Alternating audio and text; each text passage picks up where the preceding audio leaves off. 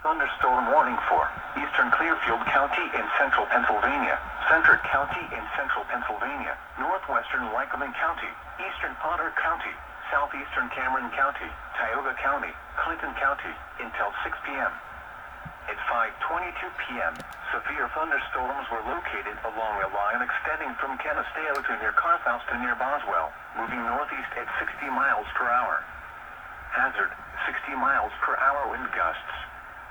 Source, radar indicated. Impact, expects damage to roofs, siding, and trees. Locations impacted include State College, Lock Haven, Bellefonte, Mansfield, Wellsboro, Phillipsburg, Renovo, Park Forest Village, Bollesburg, Wharton, Keating, Morris, Pleasant Gap, Woodland, Limerick, Stormstown, Lamont, Zion, Elkland, and Houserville. For those driving on Interstate 80, this includes areas between the Clearfield and Lock Haven exits, specifically for mile markers 122 to 176.